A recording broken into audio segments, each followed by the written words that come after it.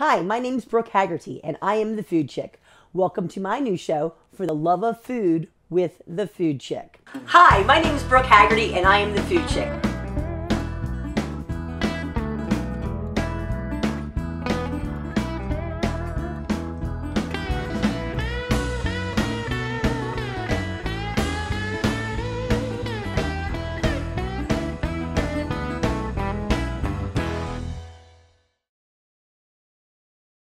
So often people think that they cannot cook in their homes because their kitchens are very small. Well, if you look around into my kitchen, you'll see that my kitchen is very, very small. I'm at about 90 square feet here. So I have an electric stove, one oven, a small refrigerator, a little bit of counter space, and a rolling cart. The rolling cart is wonderful, especially for today's show, so that we can explore the different ways that you too at your home can make great food, healthy food, all in your tiny kitchen. So today we're all about For the Love of Turkey. We're going to have two turkey items this afternoon. The first is going to be our turkey and white bean chili, which I'm going to make for you here. And while the turkey and white bean chili is cooking, I'm going to show you what I cooked last night over here in my handy dandy crock pot. So we'll start with the turkey and white bean chili. Then we're going to go to turkey meatballs with spaghetti puttanesca. So wonderful choices, great healthy options. So starting off, slice our onion.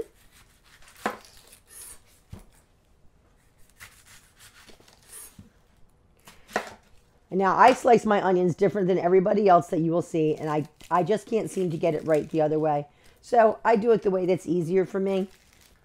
Cutting it down the middle, clearing off the top outer skin, and going from there. Straight down the top. Again down. And then into a small dice. I find it works easier for me this way. I don't take the chance of cutting my fingers. And speaking of not cutting your fingers, something that you should always remember when you are cutting, you never want that knife blade near your hand, your fingers. So you're always going to bear claw, so to speak, your food whenever possible. That way you take away the chance of cutting off your digits, and you just cut the food instead of your fingers. Okay, so we've got a nice Vidalia onion cut. I'm going to get my burner onto high, a little bit of extra virgin olive oil here. I use a good quality extra virgin olive oil. You always want to buy a good quality extra virgin olive oil. Store it in a dark place or in a dark container. I have a clear bottle here for you just to see how dark the olive oil is. But once I'm finished, it will go straight back into the cabinet so that it does not turn on you. So we're getting going there. We're nice and hot. Getting our stovetop hot. Our onions are going in.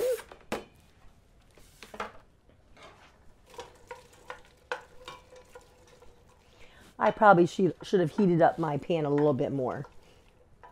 But those are getting going. The key to turkey chili, as that's getting warm, is that it's all about lightening up a great meal, a great chili dish that's already there. So the turkey that we're going to be using today is a ground turkey. It is ground dark meat and white meat. You see the nice marbling that's in there, so you got a little bit of fat in there with the skin. There's some white meat in there, and the dark meat is also in there. We're also going to be using white beans today. So this is a white bean that all I've done is poured them out of the can. Or you can use dried white beans. You want to soak them overnight in cold water, and they'll come up to a nice bean for you. I like to use the juice that's already in there, because what it does is it adds that little bit of extra flavor and starchiness to the dish that you already have. Okay, so now our onions are going. You can see they're getting nice and golden already. I'm going to turn those down just for a second. I'm going to grab a beautiful jalapeno. Nice big green jalapeno. I'm going to be using about 2 pounds of meat today. when I make this recipe. So 1 large jalapeno should do it. Now in my family, we like it a little bit spicy, so I'm going to leave the ribs and the seeds in there. Now I'm just going to slice down.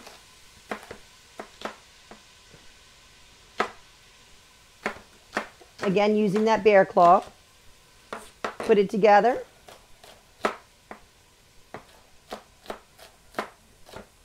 And get a nice small dice on there.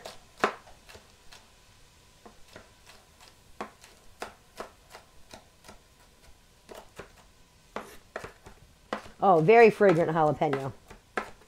Now I'm going to add our jalapeno right in with the onion. Get that sauteed down a little bit more.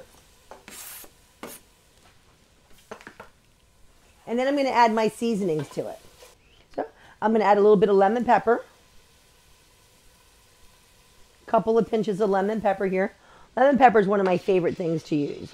My other favorite thing to use is salt. But I like to use flavored salts. Today I'm going to be using a truffle salt in here. The truffle salt adds a nice earthiness to it. And you'll see when you look in there, it's white. You see the flecks of truffle salt in there. This can is a little expensive, but it's definitely worth it, and a little bit goes a long way. So 2 small hints of the truffle salt there. And I'm going to give it another stir. Keep that going.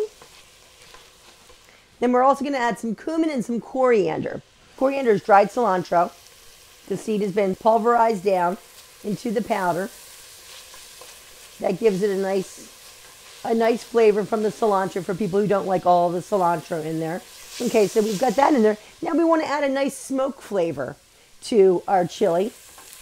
So we're going to add some cumin, some dried cumin. Again, a couple of pinches in there. A couple of pinches of dried cumin there. And next we're going to add a little bit of tomato paste. About a tablespoon to 2 tablespoons. You just really want to coat your onion and your jalapeno really well. And this is going to be the only tomato that we add into this chili recipe, which for me, again, is quite unusual. And you'll see as I make chilies as we go through different shows. I love tomato in my chili. I think it adds a nice brightness to what you're doing. The acidity matches well with the proteins. So this is going very, very nice here. Okay. Now I am going to add just a dash of water. You can either use water or a little bit of white wine in here. Whatever you choose. Just so you're not burning the bottom of that pan. And again, I'm working on an electric stove here. A lot of people, we prefer to have that gas stove. But that's not always possible. So a little bit of water in there. Our flavors are going to develop nicely in there. It's got a nice aroma coming off from it already. The onions are cooked down. The jalapeno is cooking down a little bit. And now we're going to add our turkey. What I'm going to do with this, I'm going to add about 2 pounds of this turkey over to here. We're going to stir it in there. We're going to let it incorporate with the onions and the jalapenos and the spices that are already there. And then we're going to use this turkey for what we had in the rest of our turkey. I'll show you how I did the item that's in the crock pot. So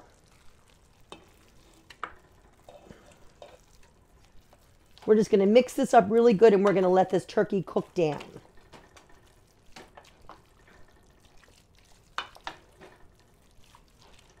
There we go. See, it's got coated all around it. We'll let that cook for a few minutes. So I'm going to add a little lid to that and let that go. Now, last night, I wanted to do something nice and light. Somebody was asking me about spaghetti and meatballs recently. How could they lighten up their spaghetti and meatball dish? Well, a really easy way to lighten up your spaghetti and meatball dish is to first get rid of the spaghetti. A great way to get rid of spaghetti is by using spaghetti squash. So, I take my spaghetti squash, which whole is right here. We've got a whole spaghetti squash. This is a great item available, readily available in all grocery stores year round. It comes complete with your cooking instructions on it. There's lots of different ways to cook it though. I did a little bit of both ways in this recipe. I cooked one whole one in the crock pot with my sauce and with my meatballs, and then I cooked this one in the oven. It took about 30 minutes in the oven. It's very, very simple. What the great thing is about the spaghetti squash and where it gets its name spaghetti squash is that it actually looks like spaghetti. It's absolutely fantastic. It's got that nice long string to it. I roasted this with a little bit of olive oil, a little bit of one of my other favorite seasonings, which is a garden herb seasoning, readily available in most grocery stores. And then I just mixed it with a great tomato mixture. If we come over here, you see I have 2 cans of diced tomatoes. I use canned diced tomatoes, a can of tomato paste, about 3 tablespoons of capers, a little bit of anchovy. Then I formed my meatballs over top of this. So I'll show you how to make the meatballs very, very easily as we move this out of the way. And we come back to the meatball station. You want to do a turkey meatball because A, it's a lot better for you, fat content wise, and B, the way we're going to dress it up, you're going to be amazed that it's the same thing. You're just going to be, it's going to rock your world.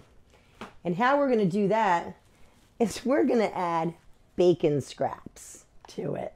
My camera crew is smiling right now, everybody. Now, bacon makes everything better, as we all know. So what I'm going to do is, if you go to your local butcher, say, hey, do you have any bacon ends back there? Purchase them for a lot less per pound. I think for this whole container here, I paid about $2. And I'm going to get so much yield out of this. It's unbelievable. So we're going to take that. We're going to take our turkey ends and we're going to dice them. Again, using that bear claw.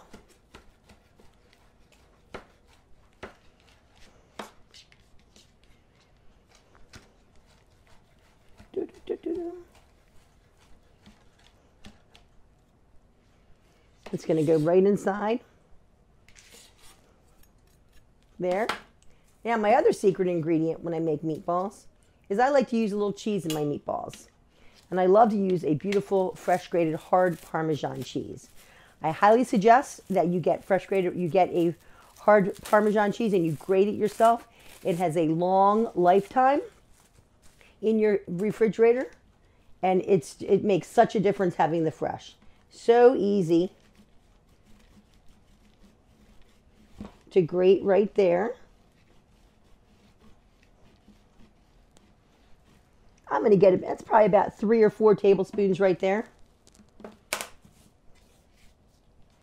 going to put that right in.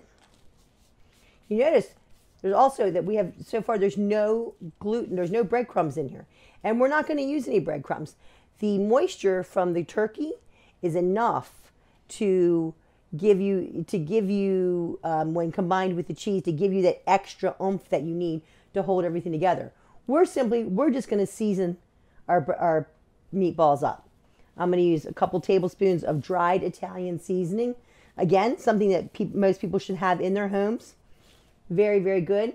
I'm going to put a little garlic in there, just a little ground garlic, because not everybody wants to bite into a piece of garlic, but you want that flavor in there. So, and a little bit of Montreal steak seasoning. I know steak and turkey don't always mix. I told you to stay away from that, but in this case, I like it. Now I'm going to come back over here. I'm going to check on our turkey one more time. Oh, this is looking really good. This is looking really good. You can see how it's getting nice and dark in there. And it's almost ready for our final ingredient. We're going to give it about 2 or 3 more minutes. So let's get a couple of meatballs going there. Ring off, hands in. just combine all of my ingredients really, really well.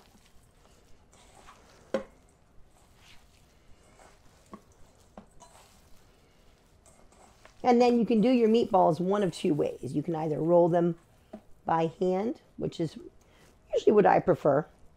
But if you want something a little more uniform in the size of your meatball, by all means, grab your little melon baller. So, here we go.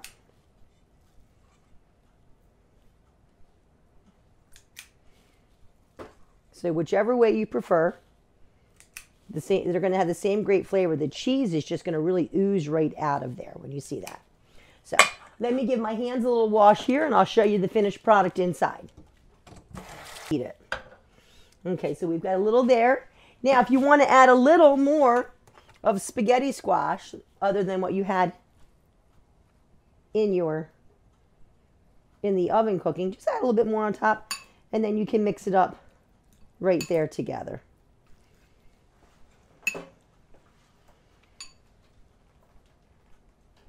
There we go. Beautiful spaghetti squash puttanesca made with turkey meatballs. Wonderful little dish. Delicious and nutritious.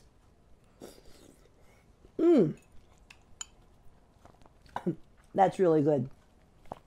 Guys, you're going to want a little bit of this. Okay. So we'll leave this here. We'll leave our spaghetti squash puttanesca over here with the turkey meatballs. We'll head back over to our turkey, which is now beautiful and all ready for the white beans. Again, I use canned white beans here, or you can use the dried beans. The dried beans, again, you want to soak them in cold water overnight, or you can shock them with hot water for about 30 minutes. It's just, for me, I like to use the canned beans. I always have them in my cabinet. If you look in there, there's canned beans everywhere you go. High in protein, great for those people who are looking for protein but don't want all the meats. So I'm just going to add my white beans in here. And again, I keep that liquid in there because what that liquid does is it adds a little starchiness to the food for you.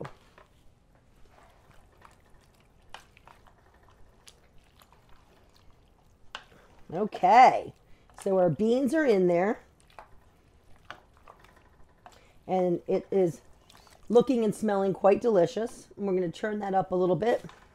And we're going to focus our attention back over here to a little topping for our chili, because who doesn't like a little sour cream on their chili? So let's get this all cleaned up over here. But who does? I don't know about you, but I don't want just a plain sour cream. I'd like to have something with a little bit of zing to it.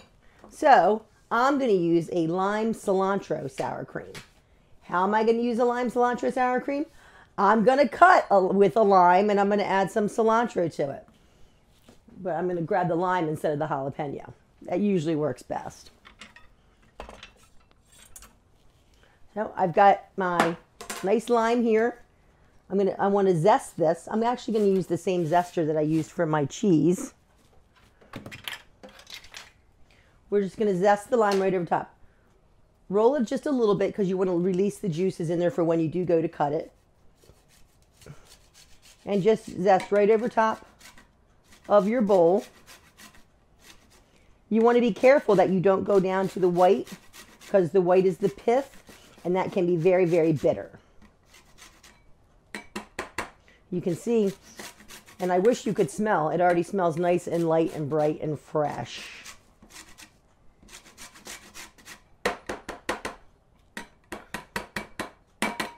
Okay, there's there. We're going to add a little lime juice. Squeeze about half of the lime in there. Again, you'll see how easy the juice comes out because we did squeeze it a little bit. We've got our cilantro here. We're just going to pull a couple of leaves off from there.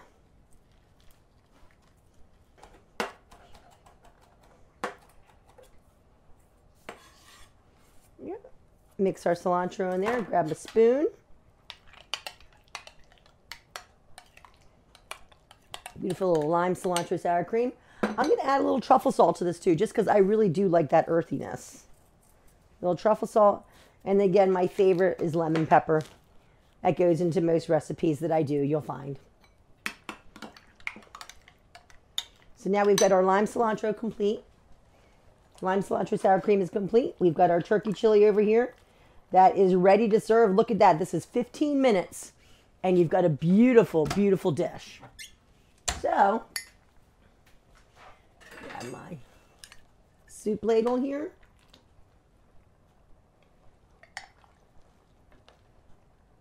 Some turkey chili. Top it with our lime cilantro sour cream. Just a little tad there. A little bit of cilantro extra for garnish, and voila, a wonderful, wonderful 15-minute lunch, dinner, or heck, I would even eat this with eggs for breakfast in the morning. So, there you have it, folks. Yep, very, very nice. 2 great meals using turkey. Lighten up your regular dishes by using that ground turkey. You can always request from your butcher to fresh grind the turkey for you out of turkey thighs and turkey breast. It's usually not an additional charge, and it really makes all the difference in the world with lightening up your traditional chili and spaghetti meatballs. So thanks a lot, folks. Have a great day. Looking forward to seeing you again. Again, I am Brooke Haggerty, and I am the Food Chick.